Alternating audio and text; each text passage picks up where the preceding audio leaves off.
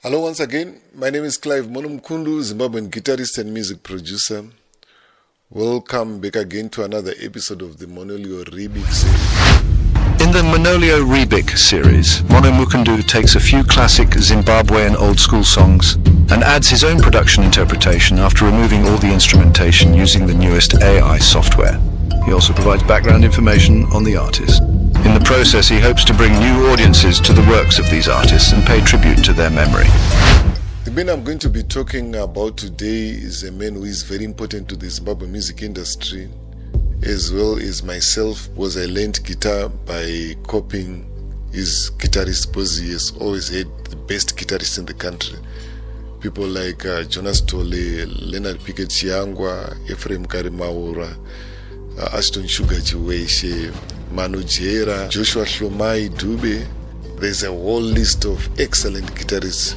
Up to today, he's working with guitarists like Gilbert Jamaida, Zivai Gouveia. All those are very good guitarists. So as a guitarist myself, I had to listen a lot to his music for me to improve. So when he gave me permission to do this episode on him, I went back online to refresh my memory on his history, but I made a lot of conflicting reports about his history, so I decided to call him. So on the 20th of July, I called him and we spoke for more than an hour. And the other thing that I would like to point out is that I've always wanted to work with him ever since I was a teenager. But the opportunity presented itself in 2018. He had some shows in Zimbabwe, and his guitarists Gilbert Jamaida and Zivai Gouveia were delayed by flights. So he asked Trust Samende and myself to come and fill in the gap. That was the very first time that I worked with him. It was on Saturday, the 8th of December 2018, and we played a gig in Bulawayo. He was born on Monday, the 2nd of July 1945. On his ID, it's not written Thomas Mapfumo, it's written Thomas Chikawa. What used to happen during the colonial era is that if your father was not around and it was time up for you to get an ID, you would go with your uncle and he would register you as one of his children, and you will have to carry your uncle's name. So he went with his uncle, Sekuru Chikawa, is the one who helped him get his ID. When he started to play music, he wanted to use his real father's name. And his biological father's name is Mapfumo. That's why he has always used the name Thomas Mapfumo. So his entrance into the music industry was with a quartet. It was a vocal quartet known as the Zoot Brothers. He got his real orientation into the music industry when he worked with Edison Mataka. Edison Mataka was a young man who was younger than him, but he was coming from a musical family. Those who follow my programs, I always talk about Kenneth and Laina Mataka. They are credited as the founders of the very first professional band in Zimbabwe called the Bantu Actors, according to the book Zimbabwe Township Music by Mrs. Joyce Genji Makwenda, who was my musicology lecturer at the Zimbabwe College of Music. So Kenneth and Laina Mataka had a son called Edison. He was very musical. He was a pianist and a guitarist. So Edison Mataka, Thomas Mapfumo, and Marriott formed a group. He says that they did not have a name. It was not very official, but he says that's where he got a lot of grooming from Edison Mataka. He says he's the one who taught him musical timing so that he gets used to playing with instruments. So Mkanya says that Bernard Marriott was a very brilliant guitarist. And there's something that he said during the interview. I told you that when I learned to play the lead guitar, I learned to play the guitar by copying Mkanya's guitarist. So for him to call me a good guitarist is something big. So Taura Mkanya. Bernard Marriott is a good guitarist. I'm going to offer guy. So thank you so much, Mkanya. That was very huge for me. But the sad part of the story is that Edison Mataka passed away soon after his grade 7, and Mkanya says it was a very huge loss to the Zimbabwe music industry. So rest in peace, Mkoma Edison. So after his orientation into the music industry through Edson Mataka, he formed his very first band again with Bernard Marriott, the guitarist, and the band was called Cos. And the musicians included Kenneth Makoni, who was also a soccer player, Give Mo, who was his Sekuru, his uncle, and another man, a singer by the name of Sekuru Kudo. I think Sekuru Kudo was a nickname. I don't think that was his real name. He says that Sekuru Kudo was a very good vocalist. So the Cosmic Four Dots were mainly a rock band. But Mkanya says that he was also a good rumba singer. Those days, rock music was big. And then around the 60s, rumba music also invaded the country. And he says that during that time, if you couldn't play rumba, you couldn't get a lot of jobs. So you were forced to play rumba and rock and roll. Those were the biggest genres in Zimbabwe. And the most popular rumba artist from DRC was a man by the name of Frank. His second professional band was a band called the Springfields. He got the opportunity to join the band after William Kashiri left the band to join the Harare Mambos. Those of you who know the group, William Kashiri was one of the Mbari trio. The group was based at Mutanga nightclub in Highfields. And he is the one responsible for inviting Dharam Karanga and Elia Banda into the band. And Dharam Karanga and Elia Banda went on to form the group, The Great Sounds, that gave us the song Koni and Anupingane Waya. I did an episode on The Great Sounds. I think it was my second episode, where I did a Re-Bik version of Anupingane Waya, if you still remember. So Mkanya, as I've mentioned, started off as a rock and roll singer. Then he shifted to Zimbabwean Mbira music. I asked him what inspired him to make that shift. And he says that he was with the band, the Springfields. And there was a rock music contest that was run by a company called Texan. It was a cigarette company. The contest attracted bands from as far as South Africa, and it was a multiracial contest, and it was a huge thing. So he was singing the song The Last Time, a song which was done by the Rolling Stones. And he says that a racist white man came and looked at him as he sang, and he was not happy. And he shouted, "Shut up, Kefa." Kefa is the Afrikaans word for the N-word. And he went on to shout at him for imitating white music. And after the show, he says that he started thinking, okay, these white people, they don't want me to sing in their language, they don't want me to sing their music. Why don't we play our own music as Zimbabweans? Why are we always trying to copy other genres of music? He says that he thanks that white man a lot, because that racist white man inspired him to start venturing into our own Zimbabwean type of music. And for those who keep asking, do we have our own genre in Zimbabwe? If you listen to Thomas Mapfumo-The, Mtukudzi, Zex Manatsa, that's our original Zimbabwean music, which we have not borrowed from anybody. Sungura was borrowed, Rumba was borrowed, Zimdanzo was borrowed, Amapiano is not ours, Afrobeat is not ours, R&B is not ours, but Mbira music is ours. And the modernized electric version form, which was inspired by Mdara Thomas Mapfumo and others. At one time, they moved to Bulawayo with the Springfields, where they were based at a certain hotel that was owned by Indians. He doesn't remember the name, before they moved to Maisha Cocktail Bar. He says that during that time, he remembers working with a saxophone player by the name of Zex Banda. He says that guy was a very good sax player. And he admits that a lot of people would come to watch their band just to watch the saxophone player. So I had to mention that. In 1973, he moved to Mangura, where he formed the group Hallelujah Chicken Run Band. And in that band, he worked with the likes of Elisha Josam. Elisha Josam was a serious guitarist. Remember, I mentioned that Mkanya, the best guitarist, Mondo, the guitarist, in the Elisha Josam was one of them. So with Hallelujah Chicken Run Band, they recorded 7 singles. And some of the songs include Indem Torido, Vana Vapera Hondo Yauya, and other songs. So he says that of all the songs, it was only Vana Vapera Hondo Yauya which was successful. The other 6 songs flopped.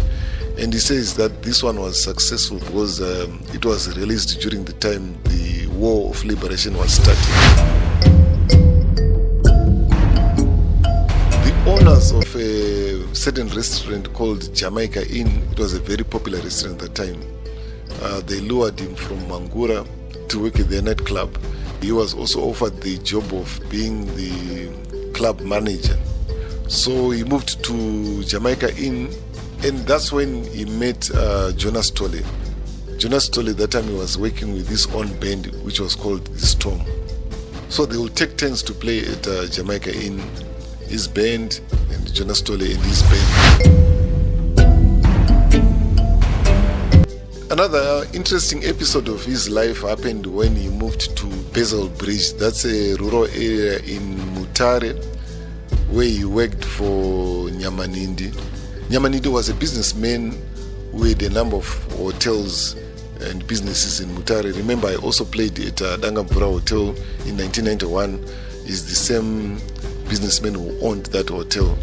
So he had a hotel in an area called Basil Bridge, and Mkanya was based there with his band. And it was a rural area. He says that they would go to Odds River to wash their uniforms and their clothes.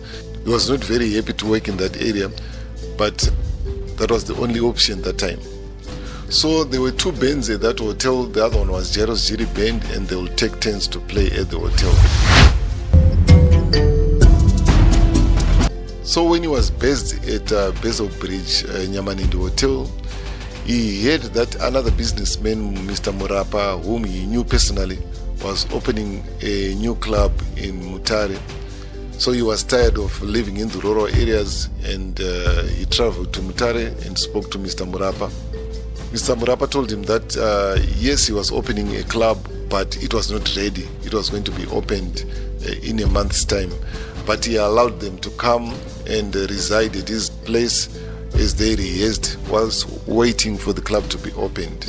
So that's how he moved away from Basil Bridge to Mutare City. So the club was opened later. It was called Zimunya Nightclub. But there's one very interesting thing that happened during the Zimunya Nightclub era. That's when he got the name Blacks Unlimited. But he says that initially he wanted to name his band Black Men Unlimited, because remember, it was during the time of the Liberation War, and everybody wanted to name their groups or their bands with politically conscious names. So he wanted to name his band Black Men Unlimited. It was Mr. Zimunya who said that he didn't like the name, and he suggested that they name the band Blacks Unlimited. So Thomas Mapfumo agreed, and the name Thomas Mapfumo and the Blacks Unlimited was born. That was at Zimunya Nightclub in Mutare. So later on, Jonas Tolle joined them, and they started working together. But the contract was terminated after Jonas Tolle left them to go and join the Great Sounds. So after leaving Mutare, Thomas Mapfumo moved back to Harare. There was a man by the name of Kenneth Chogugudza who was known as Bond. He was a Mbare-based music promoter. He used to promote a lot of bands. He used to provide rehearsal space for a lot of bands. He was an important figure in the Zimbabwe music industry. So Thomas Mapfumo asked him if he could come and rehearse there, and he did. That is when he met Oliver Mtukudzi, because it was Mdara Bond who said he had discovered another guitarist who is a good vocalist.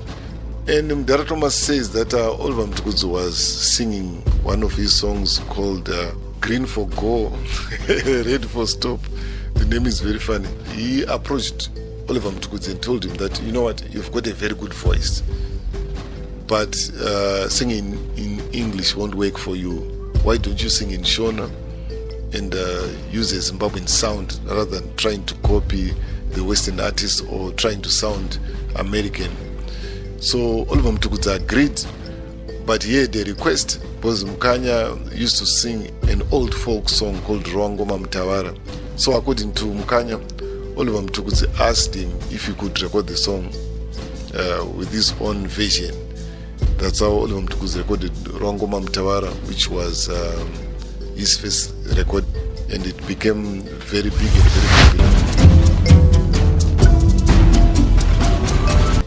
Another phase of his life happened when Mr. Solomon Tawengwa, another Harare businessman who owned Mshandra Pamwe Hotel, invited him to come and play at Mshandra Pamwe Hotel. So there was a group based at Mshandra Pamwe Hotel called the Pied Pipers, which is a very important group in the history of the Zimbabwe music industry. So the plan was that the Pied Pipers band would bake Thomas Mapfumo. So that's how he started working at Mshandra Pamwe Hotel.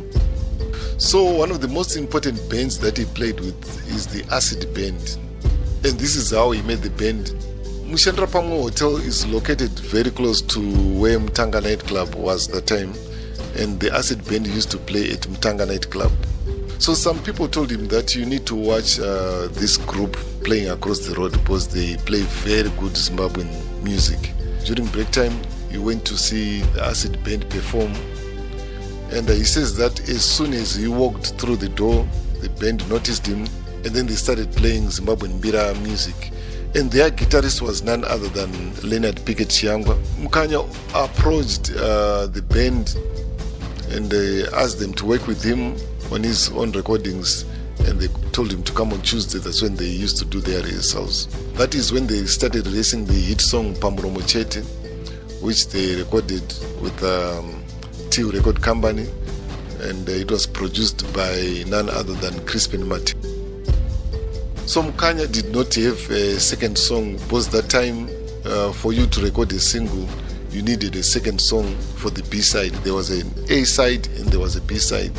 So the drummer of the band was named Albert Gweshe, had his own song called Njiva. That is the song they recorded for the B part of the song. Another interesting thing to note is that James Chimombe was also part of the band as well, and he was the one who used to sing the English or the Western cover songs. Remember last time I mentioned that groups had two vocalists mainly, one who would sing the local languages songs and the other one who would sing Western cover songs. So James Chimombe was the Western cover songs vocalist, and Mukanya says that James Chimombe was an excellent vocalist. Interesting thing happened. Mukanya had two contracts. He would play at Skyline Motel in the afternoon, and he would play at Mshandra Pamwe Hotel in the evening with Pied Pipers band. So the guys he would play with at Skyline Motel were not very good at Zimbabwean Mbira music because they were used to playing Western cover songs. So he asked Pickett Chiangwa and Nkoma Charles Makokowe, the bass player, to come and play with him at Skyline Motel in the afternoon, and then in the evening he would go to Mshandra Pamwe Hotel and the guys would go to their contract at Mtanga nightclub. But one day they got delayed, and Pickett Chiangwa and Charles Makokowe arrived late for their session at Mtanga nightclub, and they were fired. So they approached Mukanya and told him that Mdara, we've been fired, so what do we do? And that time, remember, they had recorded Pamromo Chete. So Mukanya suggested that why don't we start playing live? I would quit playing at Mshandra Pamwe Hotel because he was also not very happy playing with Pied Pipers because they were not very good at playing Mbira music. They were also used to playing Western cover songs and Western music. So Pickett Chiangwa, Charles Makokowe agreed. They started working together. They did not have instruments, so they approached T Record Company, and T Record Company agreed to give them a loan because the song Pamromo Chete, which they had recorded, was now a very huge hit and it was bringing in a lot of money. And their producer, Crispin Matema, was assigned to be their band manager. So that's when Mukanya and the band started holding their own live shows, and he stopped working at nightclubs as a contract musician. So they started playing around the country, and he says that these shows were very successful. They would play in halls, sometimes they would play in stadiums. But at one time he had disagreements with Charles Makokowe and the lead guitarist Leonard Pickett Chiangwa, and Jonas Tole joined again. This happened in 1978. Mukanya says he was not arrested for a single song, but he was arrested because of the content of his music in general, because most of his songs were revolutionary songs. He was encouraging freedom fighters to fight. You remember songs like Buzum Tandarika, Wanotumira Wanako Hondo, and so forth. So the government took note of those songs and he was arrested. He says that he was coming from a rehearsal. He was living in Waterfalls that time, and he got home and demanding him to come to the police station. So he went there in the morning, not expecting much problems. He didn't know why he was being called to the police station, and he was detained on the spot. It was on a Friday. The gig at Mushandrapamu Hotel, the gig had to be cancelled. He was in the police cells at the police station until Monday, and on Monday he was transferred to Chikurubi Maximum Prison without trial. And he says that there was this white man who was the head of the prison. He would come and mock him every morning. He would say, "Hey, musician, what are you doing here?" When he was released, he was given a condition. They said, "We are going to release you on condition that you go and perform at Bishop Ebo Mzorewa's rally in Bulawayo." So he agreed to go and perform at the rally, but at the rally he almost got in trouble again, because they were asking him, "How come you are singing the same songs that got you arrested?" And he said, "I had no time to rehearse new songs." And there were some repercussions for performing at this rally. The newspaper, which was called the Salisbury Herald, published a picture of him and Bishop Mzorewa on its front page, and freedom fighters called him a sellout. So news went round Zimbabwe that Thomas Mapfumo is now a sellout. During that time they suffered huge losses during shows, but with time people understood the situation, that he was forced to go and perform at the rally as part of his release conditions. So things got better as time went on. Another controversy that really needs to be addressed is the issue of which guitarist did he work with to craft the Chimurenga sound. Yeah, because if you check online, there are a lot of conflicting reports. So I asked him personally, and he says that the guitarist that he worked with was Leonard Pickett Chiangwa. He's the guitarist that he worked with to transcribe the mbira from the mbira instrument to the guitar. And he says that Jonas Tole joined him much later, when the band was now Blacks Unlimited. So I hope that debate is being put to rest. So before we go to the song, I would like to say thank you very much to Mukanya for allowing me to do a re-bik of his song, and also to allow me to trouble him by giving me an interview, because we spoke for more than an hour. And then I would also like to thank Joseph Shinori, who helped me with brass. He's the one who played the brass section of the re-bik version. So let's go to the music.